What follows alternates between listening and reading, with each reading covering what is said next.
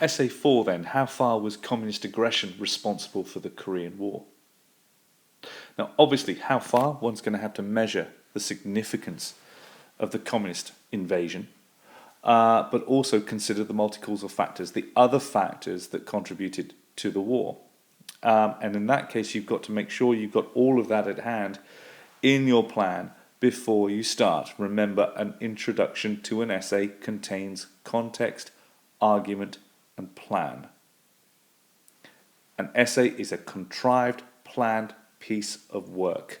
You must know it before you put pen to paper. Now, in this particular example of an introduction we've got here, we're going to use a metaphor that you would have taught when we were looking at the outbreak of World War I back in Year 9.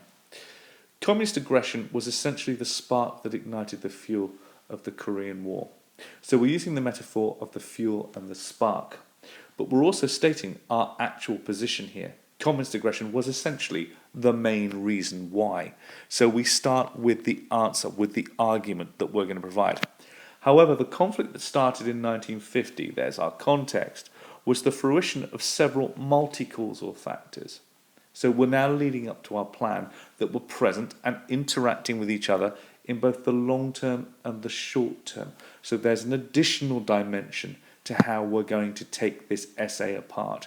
We're going to look at multi-causal factors, of which communist aggression was the principal one, over a chronological span of short-term and long-term, prior to the hostilities outbreaking in 1950. I will argue communist aggression, obviously, is the principal reason, but what could possibly be the other factors? We could consider personality of the leaders. We could consider the bigger issue of the wider global struggle. We could talk about diplomatic failures linking back to previous essays that we've written and argue that, well, in this case, I'm committing myself to communist aggression being the most important factor. But we need to know all of this before we start writing this. And we must have this planned effectively and efficiently before we can move on to the main part of the essay, which is fleshing out what we say here.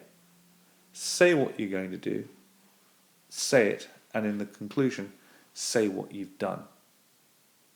But we have to put a plan together that analytically demonstrates our understanding, dissecting the question, and saying how we are going to answer this question.